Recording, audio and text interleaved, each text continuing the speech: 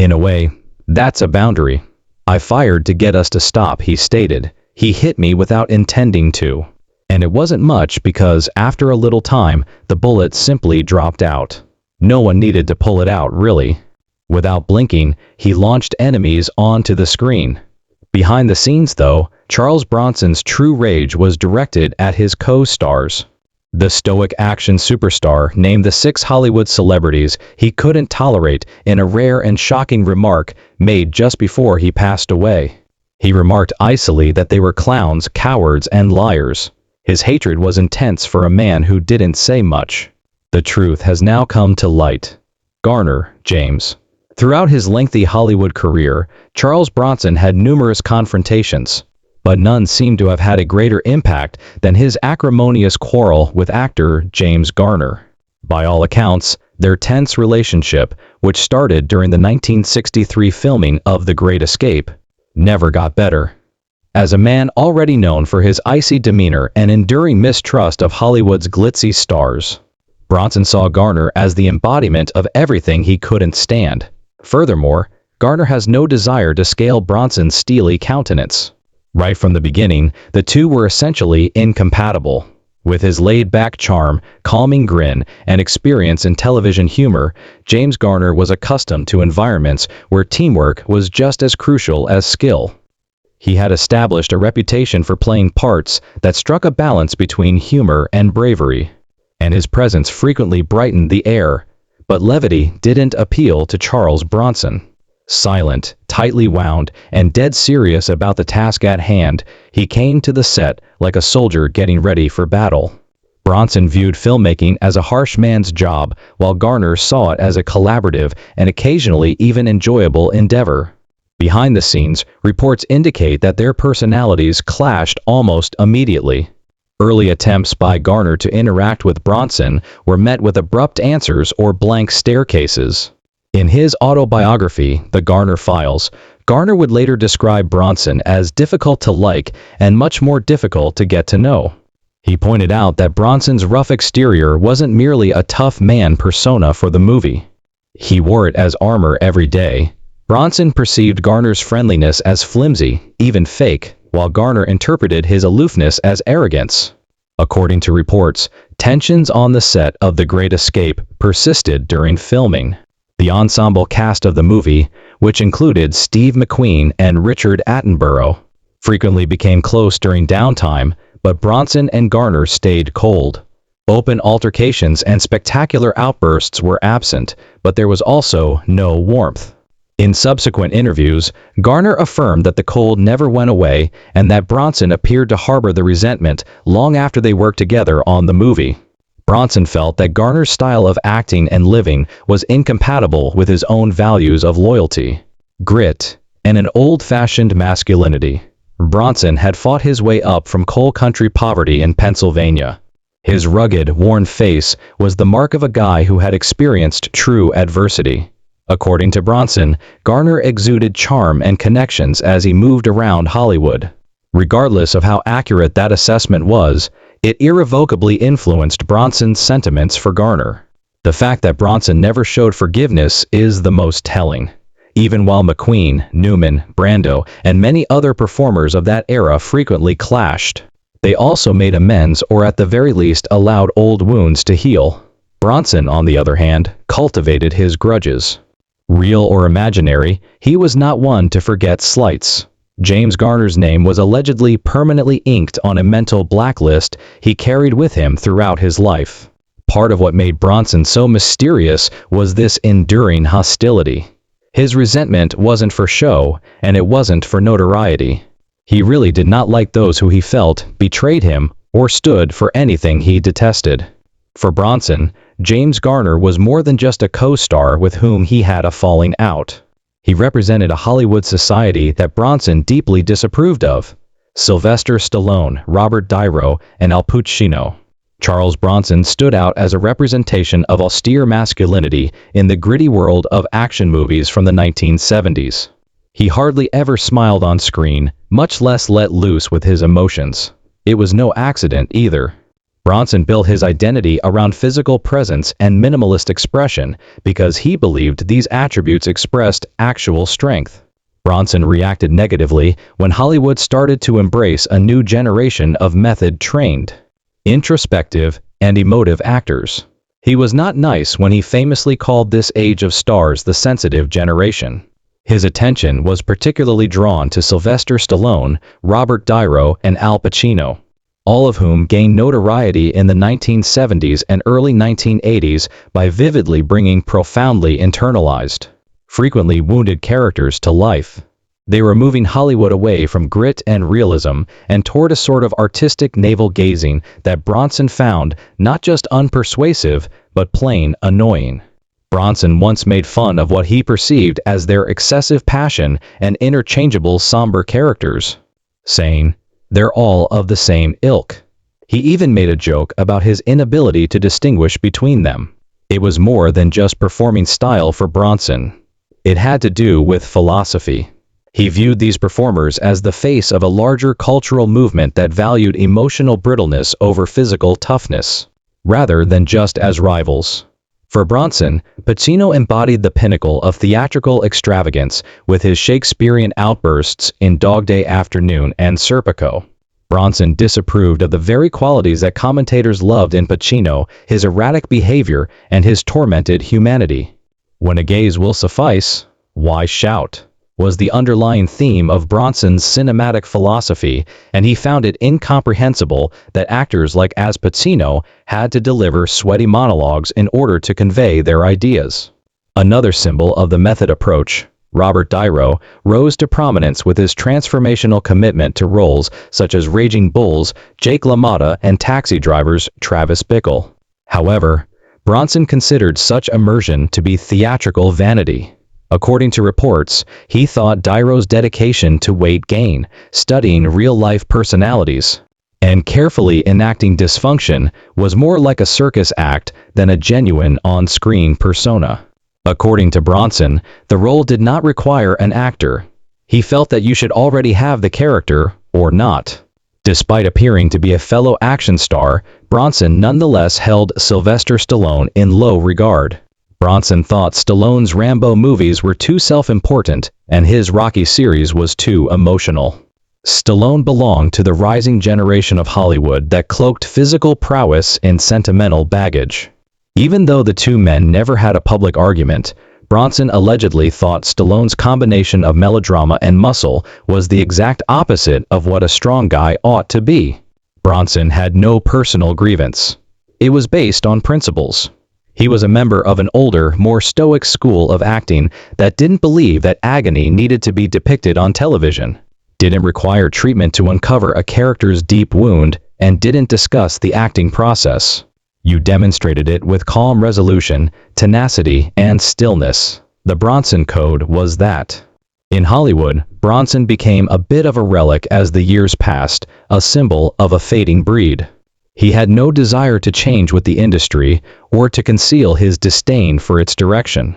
As an elderly gunslinger scowling at a world of tortured poets, his hatred of the sensitive generation became a part of his mythos. Ironically, Pacino, De Niro, and Stallone's enduring careers and Oscar acclaim were derived from the very traits he criticized: psychological complexity, emotional depth, and inner conflict. In contrast, Bronson didn't move from his lane. A man with a gravel voice who rarely speaks, he punches his way through the legal system without ever pausing to weep.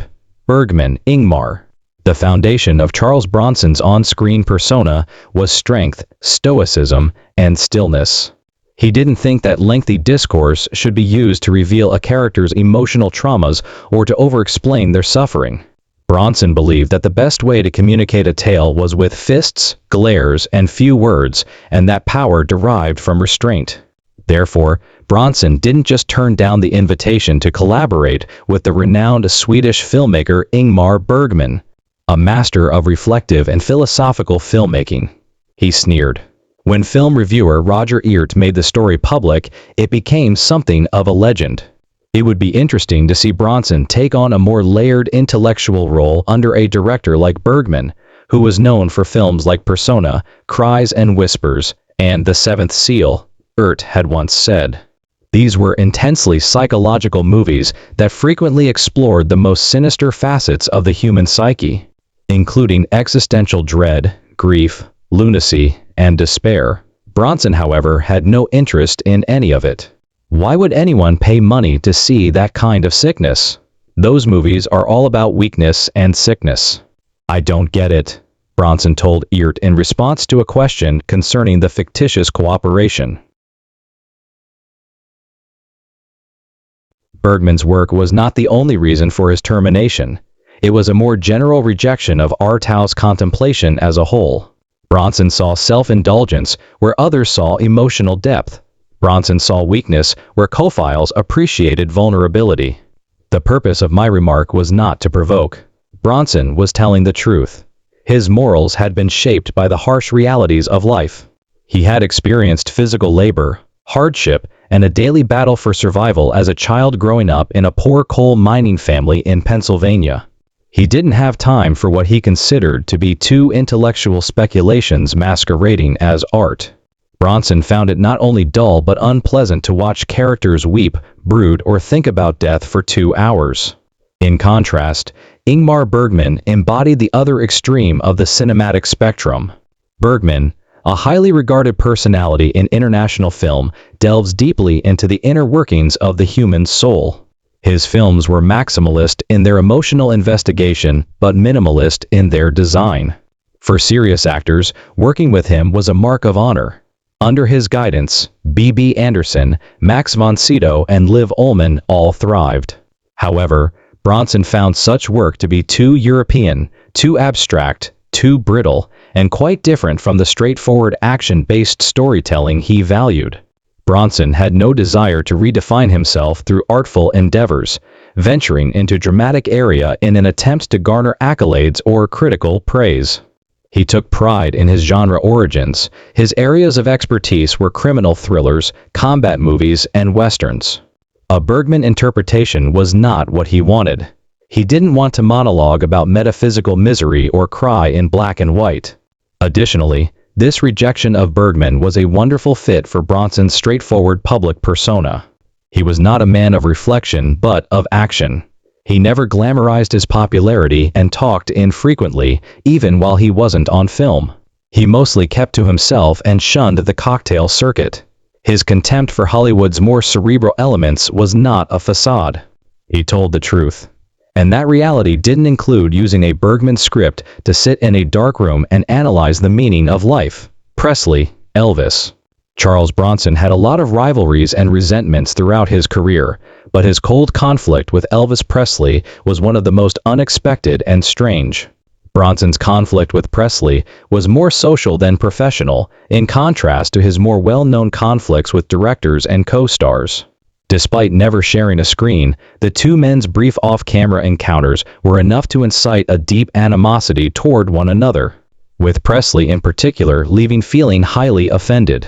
Both individuals were well known at the time of the alleged encounter, which took place in the late 1960s or early 1970s. Elvis for his post-film career and extravagant public demeanor, and Bronson for his burgeoning fame in gritty action movies like Once Upon a Time in the West and The Dirty Dozen. Even with his staff treating him with respect, Presley was still very much the king. He was accustomed to respect, praise, and admiration, particularly from other performers. However, that was not Bronson's wiring. Presley greeted Bronson with polite interest when they met at a social gathering in Hollywood, probably at a party thrown by a mutual acquaintance. Members of Elvis's close circle, however, claim that Bronson's response was one of subtly mocking and cold indifference. Presley's theatrical gestures and the admiration he earned from his hangers-on seemed to amuse Bronson, who was not one to be starstruck. Bronson seemed to view what Presley perceived as charisma as acting. Even worse, he didn't hesitate to express that viewpoint.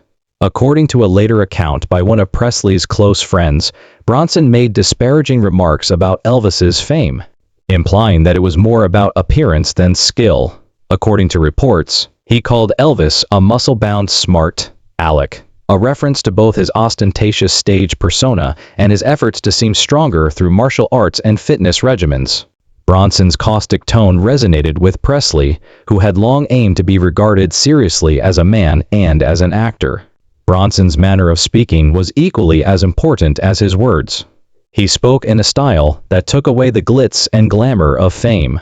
Furthermore, Bronson's aloof, contemptuous manner was nearly intolerable to someone like Elvis, who was extremely sensitive to disrespect. Bronson didn't flatter, feign admiration, or fawn like most people Presley met. He hardly acknowledged Presley's cultural prominence at all, in fact. The outcome? Elvis was ashamed and outraged when he left the event. According to reports, he told his group that Bronson was unappreciative, impolite, and not worth their time. Some accounts even claim that he gave his staff instructions to make sure he never had to see Bronson again. The anger was genuine, especially on Presley's end, even though it wasn't a full-fledged Hollywood quarrel that escalated into public taunts or spilled into tabloids. The encounter probably didn't register as important to Bronson. He had a reputation for being distant and uninterested in the social scene in Hollywood. He didn't intentionally offend Presley, but he also didn't actively try to stroke his ego, which was equally, if not worse, in Elvis Presley's universe. Bronson was just unimpressed. And that kind of apathy may pierce a town founded on respect and flattery more deeply than outright animosity. Later on, the incident was forgotten as Bronson's filmography and Presley's untimely death took center stage. Although there is no proof that the animosity persisted after that one unpleasant encounter, it is nonetheless a pivotal point in Bronson's life, a fleeting encounter between his uncompromising nature and one of the world's most famous people. Bronson didn't flinch as expected. Marvin Lee.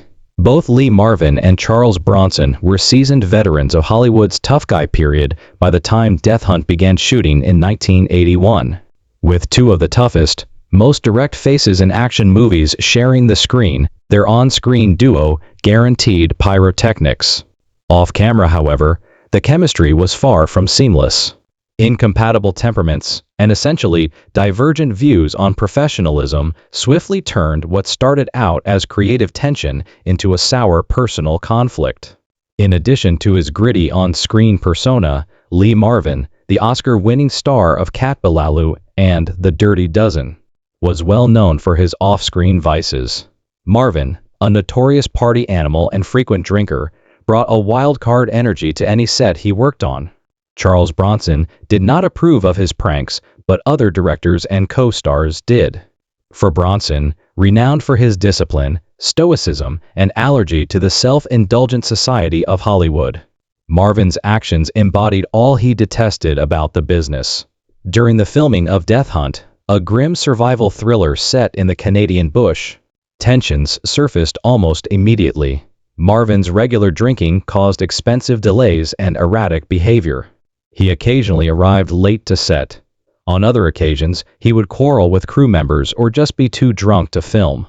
Marvin's turmoil was unbearable to Bronson, who was known for being punctual, knowing his lines, and staying to himself.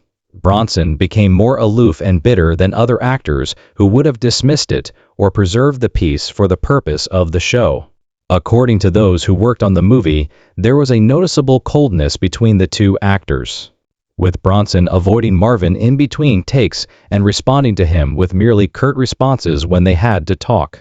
The fact that Bronson had previously appreciated Marvin's work, especially in previous parts that had focused on grit and intensity, only made matters worse. However, Bronson's admiration for Marvin vanished when he witnessed his perceived lack of professionalism and haughtiness. For Bronson, it was more than a matter of taste. It went against his firmly rooted work ethic. Bronson had fought his way into acting with a quiet tenacity and an unwavering focus on the business after growing up in an impoverished coal mining town in Pennsylvania. He believed that acting was not a place for vices or egos. It was a craft that required self-control. Marvin's unpredictable behavior during the Death Hunt was more than just annoying. For Bronson, it was an affront to their profession itself. The rivalry got so bad that Charles Bronson didn't try to disguise his disgust when Lee Marvin passed away in 1987. Bronson did not attend Marvin's funeral, despite the fact that many of his old friends, fans, and collaborators did. He made no announcement. He did not express sympathy, he just wouldn't leave. This was no surprise to anyone who knew Bronson. He was a man who rarely, if ever, showed forgiveness. Bronson didn't act spitefully when he declined to go to Marvin's burial. He felt that the man had violated the code that Bronson lived by, and it was a definitive, silent verdict. It demonstrated Bronson's steadfast moral compass, which was a defining characteristic throughout his life. He believed that respect for one another and discipline were unavoidable, and Marvin had irrevocably broken that link with his unbridled actions on Death Hunt. Michael Y.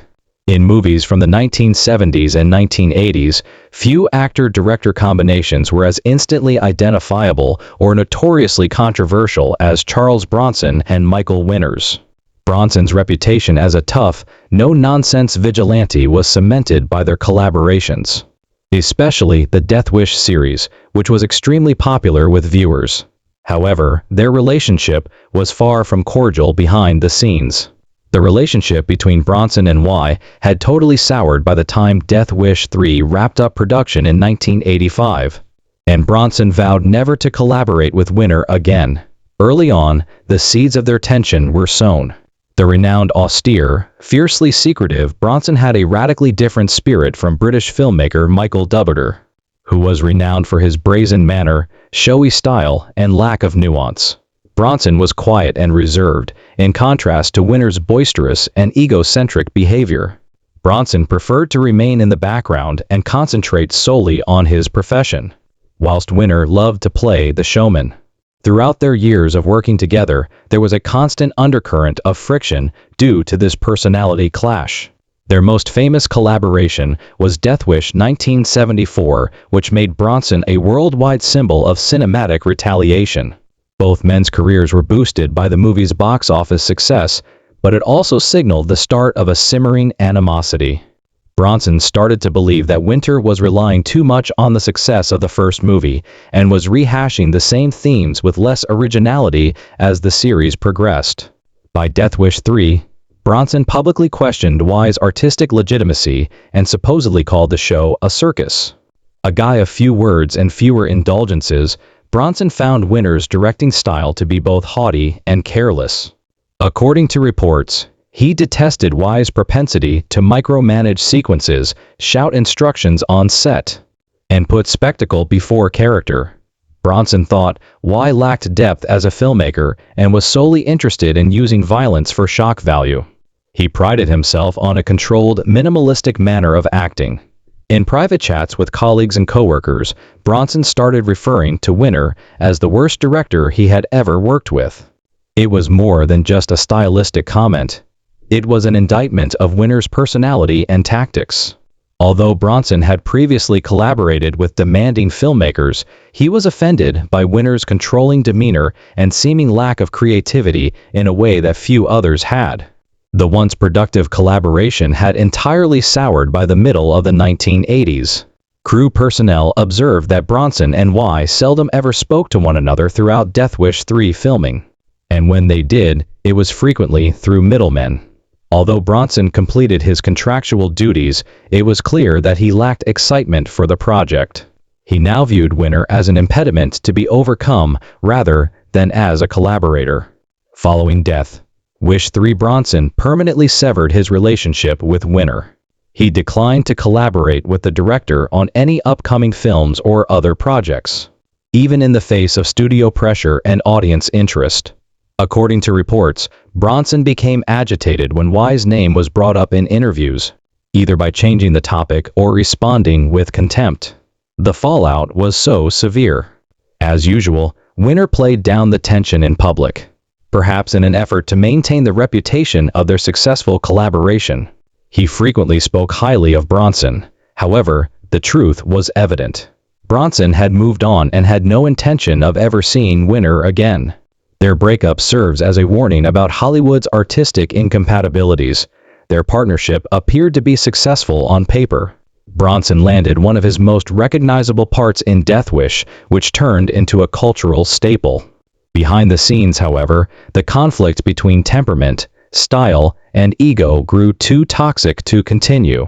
For Bronson, a man who was firmly steered by self-discipline and ethics, it had become a compromise exercise to work with Winner, and once he'd had enough, there was no going back. Which actors do you believe Charles Bronson despises the most? Please share your thoughts in the space provided below. We hope this video has been useful to you. If you enjoy it, remember to subscribe to the channel, share it, and give a like. I appreciate you viewing, and I hope to see you in the upcoming videos. Farewell.